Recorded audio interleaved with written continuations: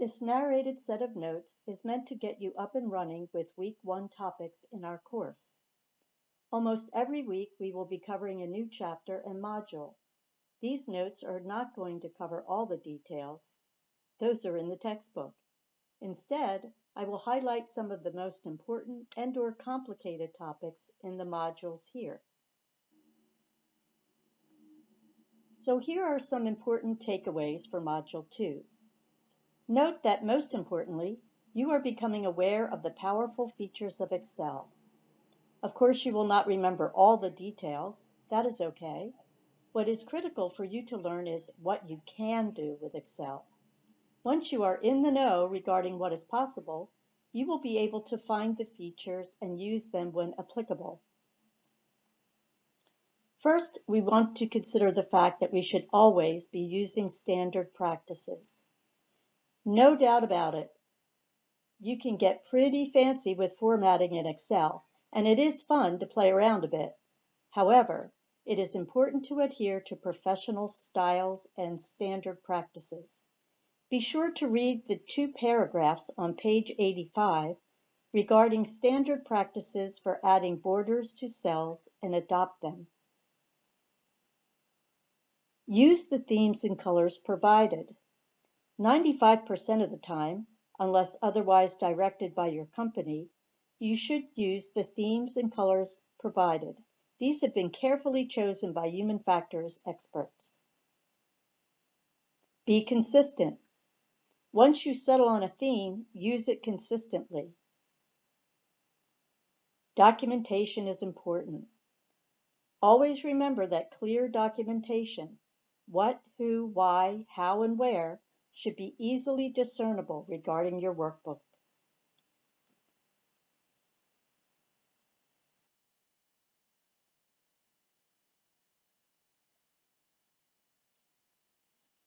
Let's dive into some of the chapter topics on formatting, but always remember it's the validity of the data that is crucial.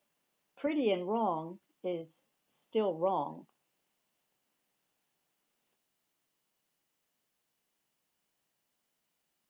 Here are the topics covered in Section 2.1. Many of these should be reviewed from prerequisite courses.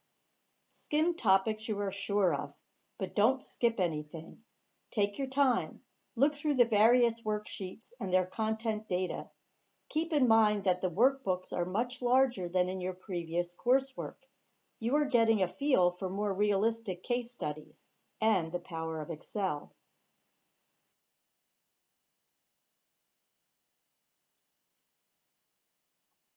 Here are the topics for Section 2.2. The Format Painter can help you easily maintain consistent styling for all the components in a workbook. Conditional formatting is a very nice feature of Excel too. More on that later.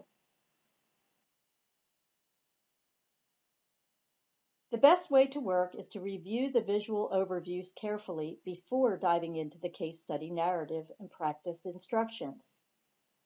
This will help you understand the terminology used and put the practice exercises in context.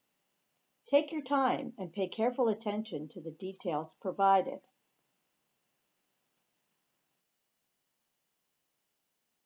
These are just some examples of how functions and formulas can be useful. You can expect to encounter these frequently in most workbooks.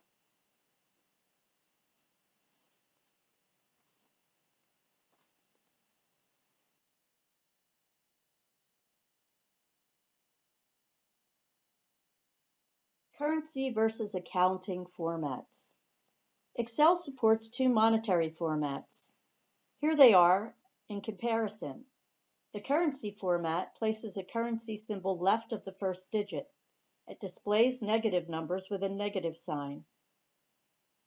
Accounting format fixes a currency symbol at the left edge of the column, displays negative numbers inside parentheses, displays 0 values with a dash, and slightly indents values from the right edge.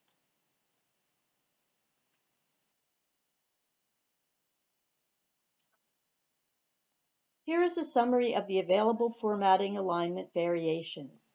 Read and mark page 84 in your text for a quick lookup describing each one.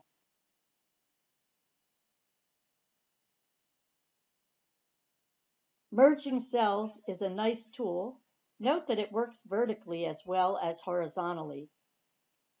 You can retain the content of the cell in the upper left cell of the range. Although it looks as though it's spread across multiple cells, it is actually just in that upper left cell. You can merge in center, you can merge across, you can merge cells, and unmerge cells. You should review all those options in the format card on the ribbon.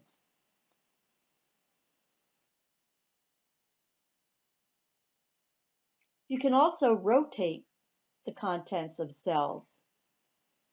Here we see the labels being presented vertically.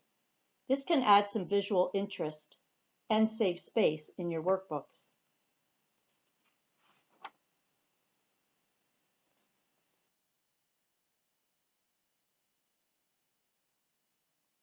Here is the visual overview for section 2.2. You want to review this on page 94, 95 of your text.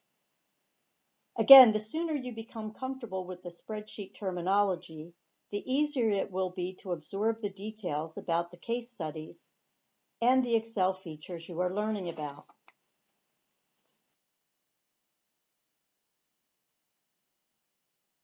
Copying and pasting formats with Format Painter. You will save your time and your frustration by making use of this productive tool when handling many worksheets with a variety of charts. You'll find this especially useful in Module 4.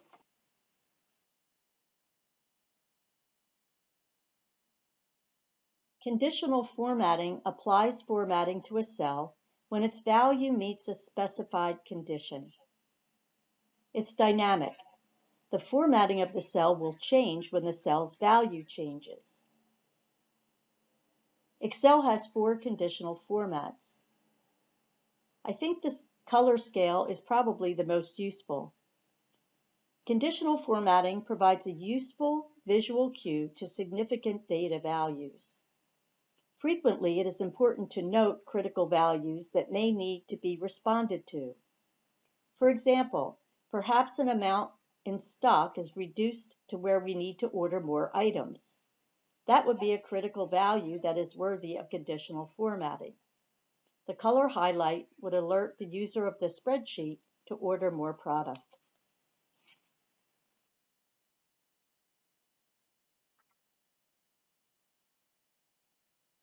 Each conditional format has a set of rules that define how formatting should be applied and under what conditions the format will change.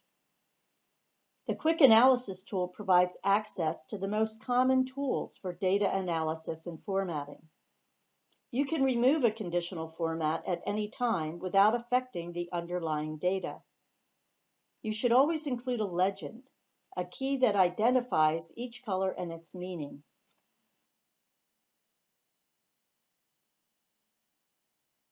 Finally, review some of the finer features of printing the contents of your workbooks.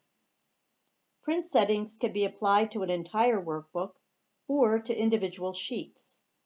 Page Break Preview shows only those parts of the active sheet that will print and how the content will be split across pages. By default, all cells in a worksheet contain text, formula, or values are printed out, unless you specify otherwise. That's the end of our notes for week 1.